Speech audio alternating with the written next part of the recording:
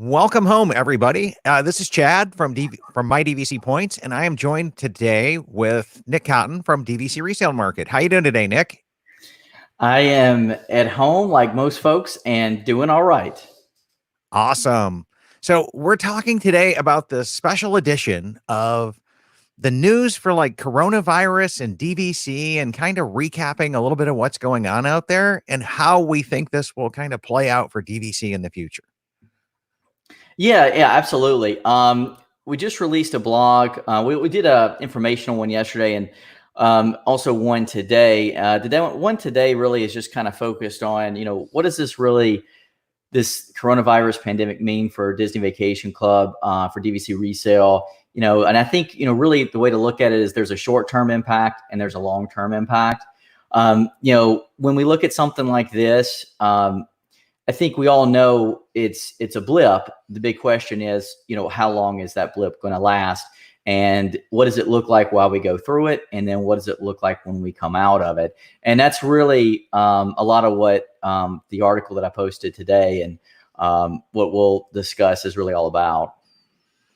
Yeah, so that's interesting because I know every company under the sun has been bombarding us with us and coronavirus, and DVC finally did an email this week, okay? And the email came out and essentially said, "Okay, guys, you can now cancel your reservations, and we'll get rid of the holding period." Right. That hit Friday morning, and as of like 8:30 at night, I was on the phone with Andrew from episode 19, and he was telling me that member services was telling him everything's going to a holding a period, standard rules apply. And then the very next morning that came out. So I'm really happy to see that happened there for the booking deal. Yes. Disney's making, I think all the right moves. I think also with all the park closures, it's definitely showing, health above profits. And, financially speaking as well, they also have to look at it from a legal standpoint as well, right? Of somebody contracting it at the park and, somehow that gets, blamed for Disney for staying open. And I think in the way, from the message from Terry Schultz, I think that's the right thing to do, obviously for members as well, with their points. So I think they're making, all the right moves, given the circumstances. And as they put it, it's probably in an abundance of caution, like I think, Apple stores, I think, closing probably in an abundance of caution, but right now, that's the safest play, for a lot of these companies to make while we go through this. Yeah. And I would even argue that allowing people to get their points in avoid the holding account is better for long-term business, Nick, because it shows that, hey, we're going to do the right thing. Right. And we're not going to penalize our core existing members and fans when cash people got it up until the day before or the day of or something like that. So it really kind of came back in and said, under these circumstances, we're going to step up and do the right thing, which really just makes me and the other fans just love this product even more. 100%. I'm one of those people. I was actually supposed to be on a Disney cruise right now. So we had a cruise that was leaving yesterday, did leave yesterday. I guess I would have been one of the last sailings out. And it was coming back Monday morning. It was a 3-night on the Dream. And, we wanted to go on it really badly. It was a daddy-daughter cruise we had planned for probably 6 or 7 months. And, we pulled out, I think on Wednesday, we like, no, it's not even so much the concern that, I think that me and my daughter wouldn't necessarily even get it. It seems to, children seem to be very less susceptible to get it. It's more of also the concern that you could be quarantined for 2 weeks. So anyway, it was just, we put, the safety first. I think they're, Disney's doing the right things, and, they allowed us to basically cancel that cruise and use that credit on another Disney cruise within the next year. And, which I think is very fair. Yeah, that is exceptionally fair because now you had the ability to cancel it, but did they cancel it on you? Who made the first cancellation choice there? No, we did. This wouldn't have been canceled by Disney because this was a sailing that was leaving yesterday, so it still would have made the cutoff. But it would have been the last dream out, Okay. because we would have got back Monday, it wouldn't have had another cruise. And who knows, maybe that cruise could be a lot of fun. I don't know. I've never been on a Disney cruise where I don't know what the occupancy rate of the departure was, but I can imagine that if you're at Castaway, Key, and only a third of the ship is full, that there could be some positives, to that, in terms of, being able to, get on the slides and those kind of things. Yeah. But no, it wasn't worth it. And I'm sure a lot of other people thought the same. Yeah, absolutely. Absolutely there. And it's interesting to see. I think Disney Cruise Line did the right thing. They stepped up, and DVC did for the members. Now, you mentioned this earlier in your intro about the short-term impacts and the long-term impacts to DVC and the market and what's going on there. Yeah. So first, a little bit of that short term, what I would say, for folks, and kind of, almost put this into two buckets. You have your buyers and your sellers. Typically like this time of year, we're selling 11, 12 contracts a day. It's pretty routine. Right now we're seeing 7, 8 contracts a day. So, and that's been in the last probably week and a half, since, we've reached, kind of the more pandemic, or at least the more shutdown era of this situation. And so, it doesn't mean that, there's no buyers, but what it does mean is that there's less competition for buyers. There's also still high inventory levels. So, my message to buyers would be, especially we're in a situation where, as you look for comparables, you try to make sense of things. I wouldn't compare it to the financial crisis of 2008, where, that was really driven by, economics, and the recovery was long. I kind of, in my mind, as I talk to a lot of the folks on our team, we have a lot of longtime DVC veterans. It kind of reminds us in a way, of 9/11, in that, not that, it's, not that many, not trying to say it's that not an act of war. Not an act of war. It's not a terrorist attack. Not trying to say that as many American lives have been lost, but in terms of just the shock and the unnervingness, it has a little bit of that feel to it. But at the same time, you also have that feeling, unlike the financial crisis, you have that feeling like we know it's a blip. It's just, how long, until we kind of bounce back. So I think in the short term, though, the reality is for buyers, it can bring about some better deals for them. A lot of times we hear from buyers to say, gosh, I wish I would have bought, a few years ago, when prices were lower. Well, I don't know, if you're going to get necessarily a 2015 or 2016 price on a contract, depends on maybe the resort, but it's definitely going to be, perhaps a more advantageous time that it wouldn't have been 6 months ago. And it's probably a more advantageous time that'll be 6 months from now. I wouldn't be surprised at all if we hear buyers call us and, 4 or 5 months saying, oh gosh, I should have taken advantage, I should have bought when that was going on, but I was scared, and that, which is very understandable. And I wouldn't blame anybody for that. But the reality is, for those people who are more focused on realizing the long-term, of this, I think they're going to benefit from it. At the end of the day, Disney Vacation Club is not booking one vacation to Disney in the next few months. This is a 22-year at the shortest, 50-year at the longest product. And so this is a long-term thing that you can take advantage of, a short-term blip in pricing. That doesn't mean that all the sellers that we have are going to all of a sudden be super negotiable. That's not going to be the case. But I will tell you, one of our agents on our team, Bizarre, we're proactively reaching out to a lot of our sellers right now just to see if they want to lower the price a little bit. If they tell us, hey, you know what, I've got plenty of time, I'm in no rush, there's really no reason to probably lower the price. But if they say, you know what, I was counting on selling this in the next few weeks, then we're encouraging them, to either be more negotiable when they receive an offer, or just go ahead and lower the price now. And I would say, we're getting, some bites on that. I would say it's maybe 50-50 of sellers that say, you know what, I'm just going to stay, firm for right now. And then, you got another half that are like, yeah, no, you know what, I'm a little more motivated, I'm going to go ahead and drop my price a little bit. So, all that being said, I do think it does bring about a short-term opportunity for sellers. Not the end of the world, for buyers, and not the end of the world for sellers, though. I think it just depends on the situation that you're in. obviously is experts in the industry and is, being good representatives for, our sellers. We obviously want to tell them all the facts as we see them, and then they make the best call, for Yeah, them, absolutely. what they want to do with their contract. So, really that is really how I see the short term of this. If nothing else, probably an opportunity for some buyers. And kind of, not that this is an investment, it's not a stock, but you kind of probably see the same thing. Financial advisors probably telling some of their same folks with certain stocks. I mean, like Disney. I don't know what it ended at yesterday, but I know it was like in the low to mid 90s when it had reached up to like 140 a share. And you got to know that Disney's going to be bouncing back. Delta Airlines down to 30 a share when it was at 60 a month ago. This,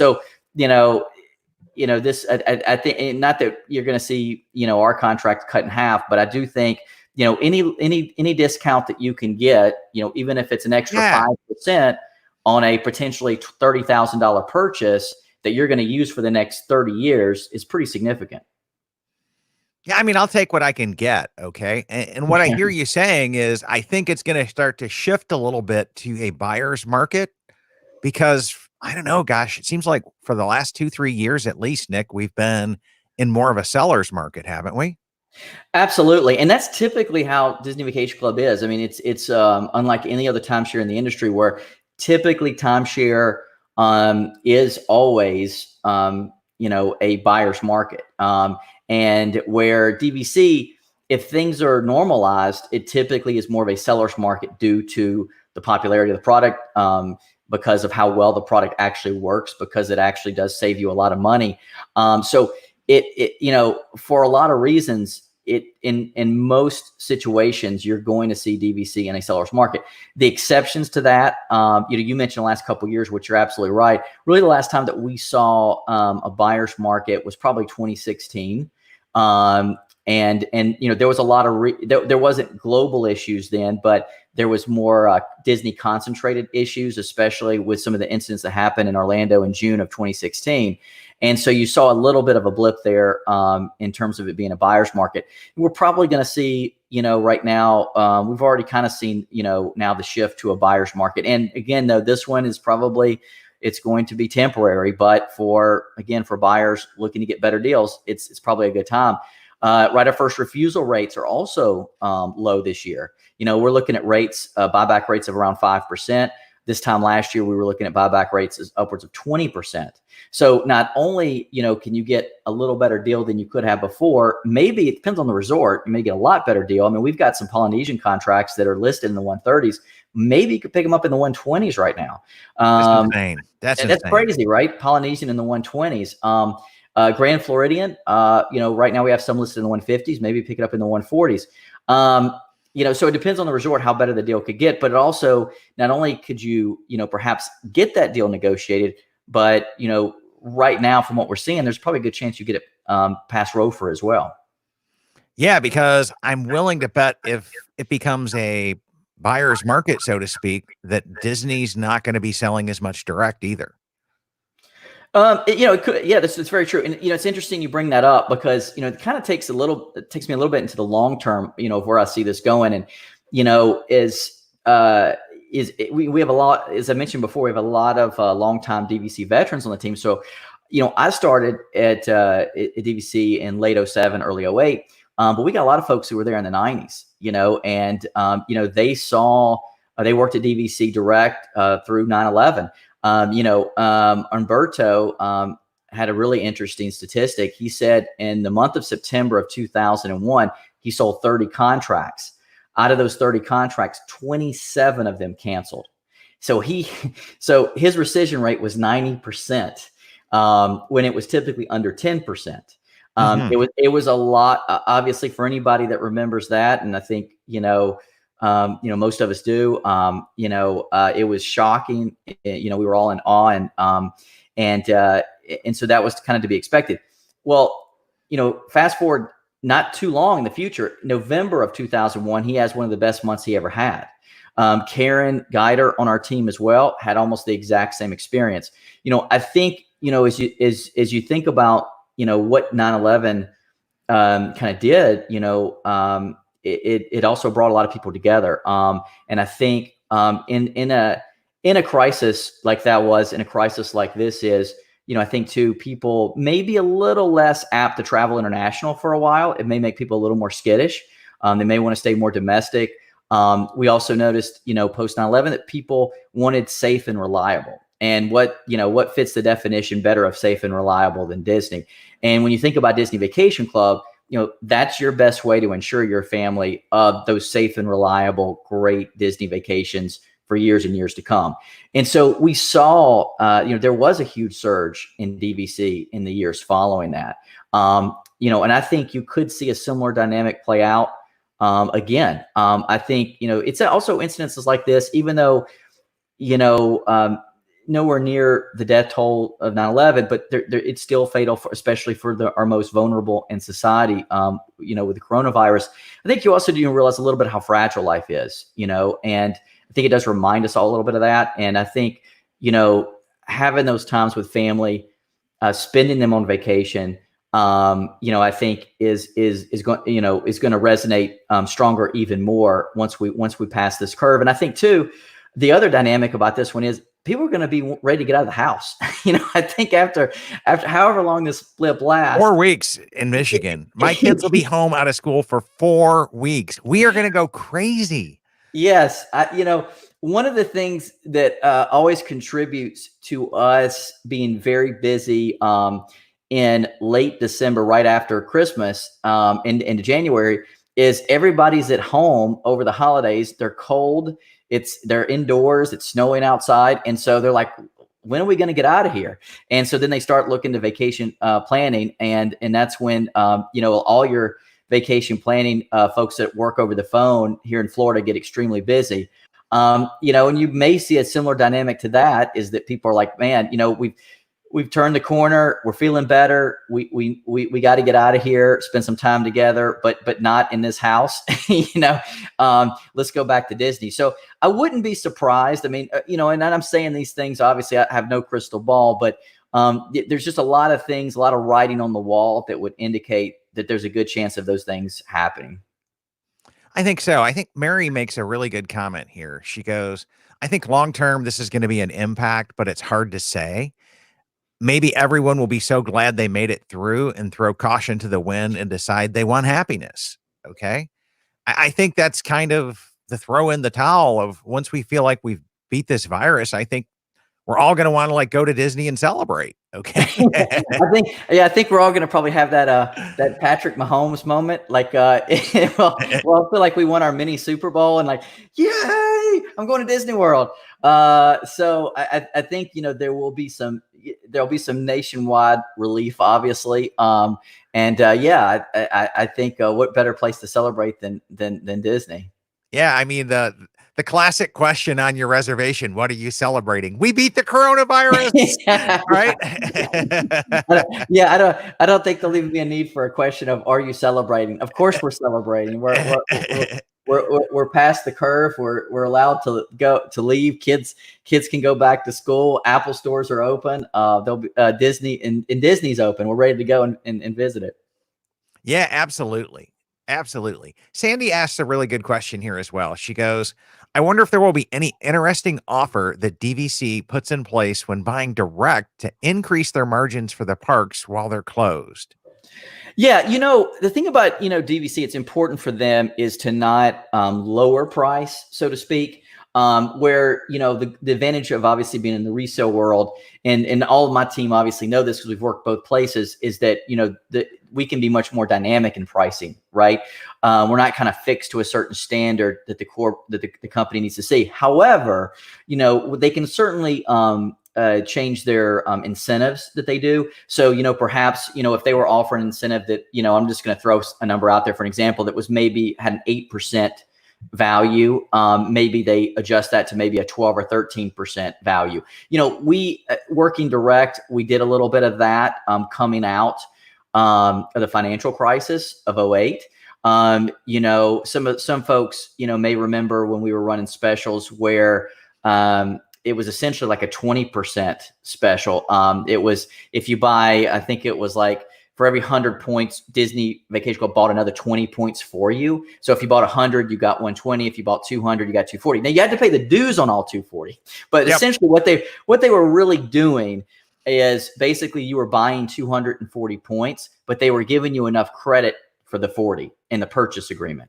And so that was a huge discount. I mean, it really was. Now, at the same time, they were increasing prices. So that was kind of offsetting effectively the net to the customer. However, the perception of the value I was getting as the consumer was very strong. And even though technically we may have been selling at that point, getting into the mid to upper 120s a point, the net to me with that kind of discount may have felt like 108 a point or something like that. And so that's something that they could easily, change, where they can still say, hey, we're still selling at 195 a point. We didn't drop our price, but maybe the net is, more like increase the incentives, right? Yeah. Increase the incentives. Maybe the net to the consumer is 175 instead of 180. Yeah. Well, I mean, at one point in time, they were giving away like a free 3-day cruise, weren't they? Could that come back? I mean, this way we're kind of going to bump up the cruise industry a little. We could have hope here. I don't know. Well, the only thing about that is all these cruises that were booked that I don't know about the capacity, because people are going to be ready to get back on those cruises too. But that's a great point though. That was another incentive that was done, during that time as well. And yes, that was very popular. I remember the first time, you got to tell that to an audience on the cruise ship that, hey, guess what? You add on 100 points. We're going to be, we got some 3-night cruise options that you're going to get for that. That's powerful. That could be an option. I'm especially sure if they're selling that on a cruise ship full of cruisers. Okay. Absolutely. So, that's a powerful incentive. My only concern with that obviously would be capacity, where obviously financial incentives are very, very easy in terms of implementation. Yeah, that's true. That's true. And I'm still hoping that we see some kind of an annual park discount to come back in and kind of lure people back to the parks a little bit. I was really happy to see that they're going to be extending annual passes. So during this time frame, so if you normally expired in, if they're down for 14 days, they'll extend your expiration date by 14 days. Yeah, no, that was the right thing to do. And I don't know if they're going to need to do much to encourage people to come back to the parks. I think there's going to be a lot of pent up demand for that. But who knows? I know that they are. If direct sales do suffer some, and inevitably they're going to have. I'm sure they will to some degree, because a big part of the business they bring in is people that are in the parks, and they may meet a representative at the kiosk. They come and tour. Well, obviously, there's nobody going to a kiosk in a park that's empty. So, I'm sure their sales will be down. How much, will they want to mitigate that with incentives, especially for phone sales, because that can still take place easily. I'm not sure, but it's a possibility. I mean, I think it's a great question. They're probably going to assess, how long do we see this, going? And, if the shorter the blip, probably the less likely, the longer the blip, probably the much more likely. Yeah. And Lynn asked the question here, they're supposed to be going on April 5th. Do you think the parks will be open by then? Well, it's a really hard question. It's, if you're judging by what had happened in Shanghai, probably not. If I had to put money on it, I would guess, my best guess is probably we're looking at maybe mid-April if I had to guess. And that, please understand, is a 100% guess. Yeah. We're all just taking a swag here. Yeah. I mean, so if you wanted just my rough guess on it, I would say I would see it happen a little bit later than that. But gosh, I sure hope it is open by April 5th. So I hope they make it, I hope it's just through the end of this month. But if I'm in your situation, I would certainly prepare that it, for the, hope for the best, as they say, but plan for the worst. And I would certainly make preparations that, it may not, be open by April 5th. Yeah. It's so strange because, obviously I'm here in Orlando, right? I'm only a few minutes from Disney World. The sky's beautiful. The weather's great.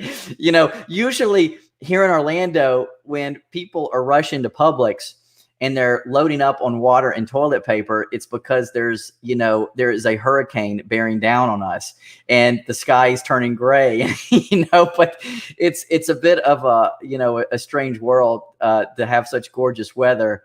And, you walk outside and everybody's fine. You see a few neighbors. I'm not saying that it's a big crowd, but you see a few people, maybe they're walking the dog, whatever. And you're like, well, everything looks great.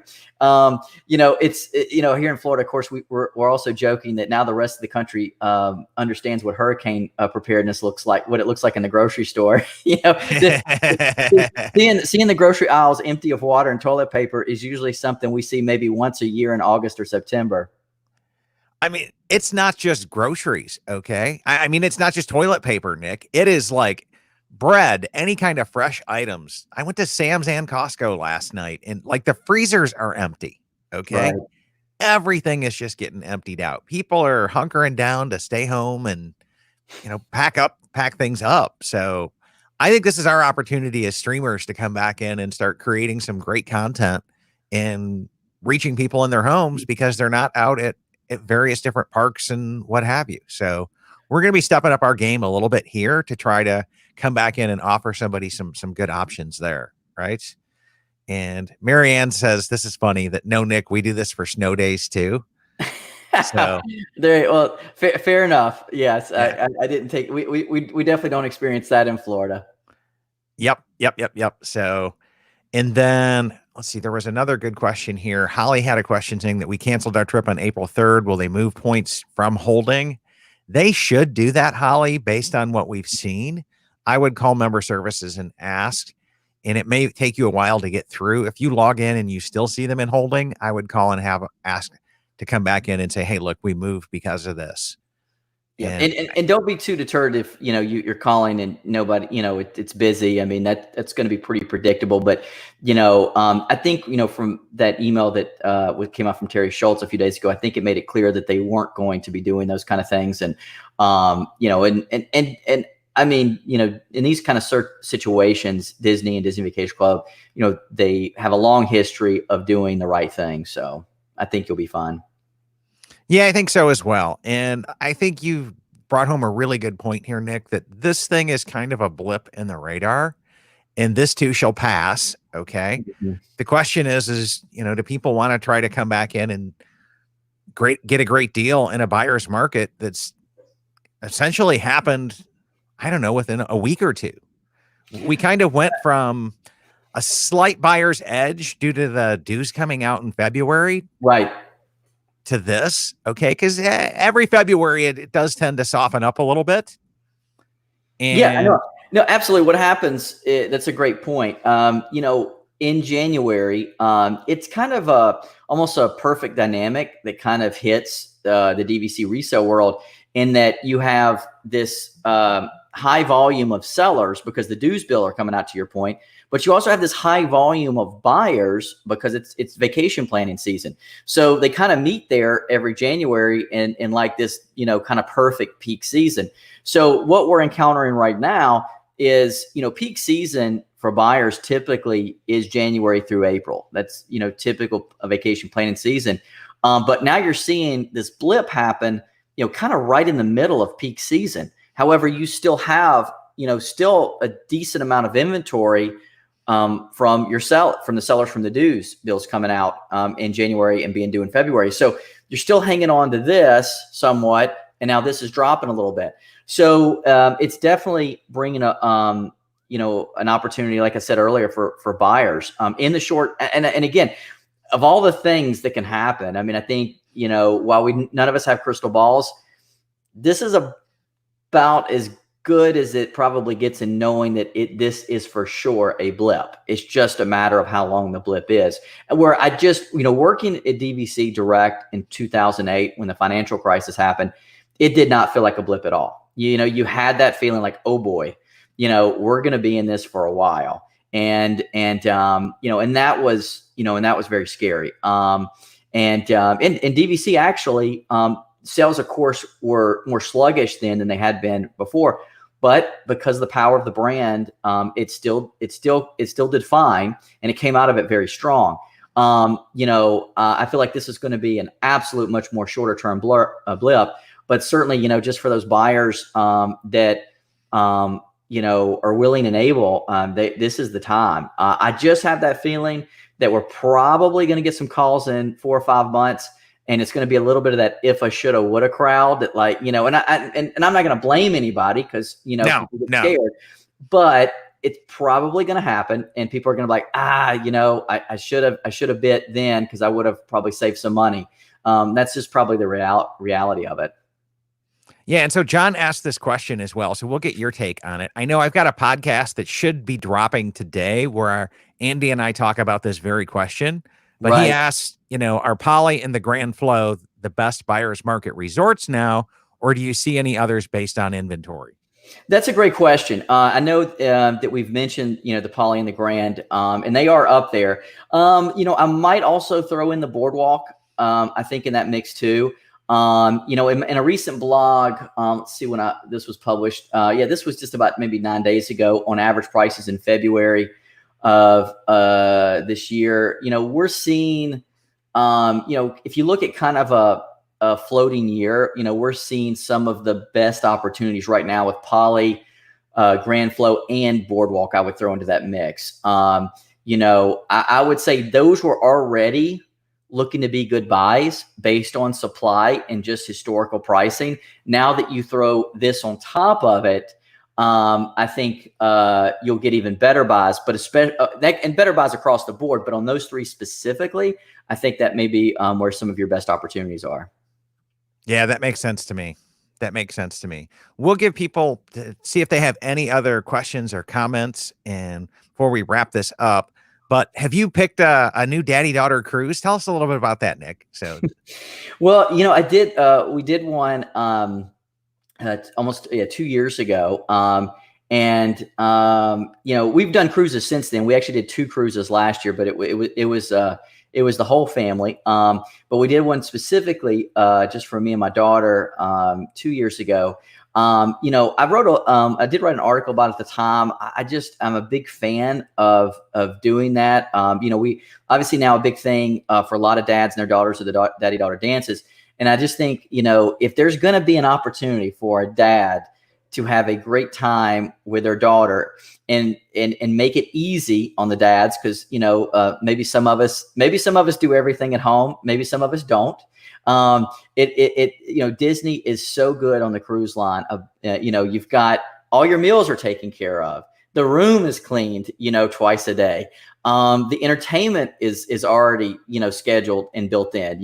It makes it so easy it's like show up and have fun, Dick. I never put this together, so it's show up and have fun. It's ready. It's plug and play.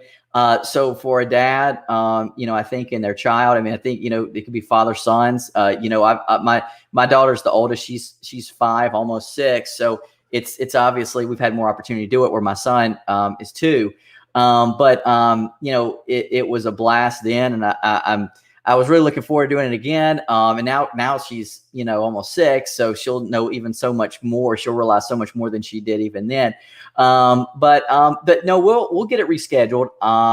For sure. So Disney was very gracious in giving us a year. So probably over the next probably a couple months, we'll look at planning that out, and maybe we'll do something together, in the fall to make up for it. Awesome. Well, I don't see any listener comments coming in or any other questions. So Samantha just makes this comments that she wishes sounds like international currency. I'm a little weak on that one. Maybe that's the pound. Yeah. Okay. Is that the pound? I think versus so. The dollar was better for purchase. Are they still using the pound and not the euro? But I don't know. So yeah, fair enough. You may not always get a perfect storm of everything aligning for your purchase. But this certainly is what we're going through right now is certainly one opportunity that helps buyers. Yeah, absolutely.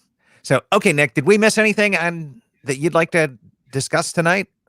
No, I think that's it. I would encourage anybody, if you've got questions, whether you're a seller, you're a buyer, talk to our team. I mean, one thing I love about our team is they've got so many years and years of experience. And I think when we're going through something like this is when experience always matters, but this is when it really matters. So I encourage anybody, talk to our team, and ask for their guidance, and we're here to help. Awesome.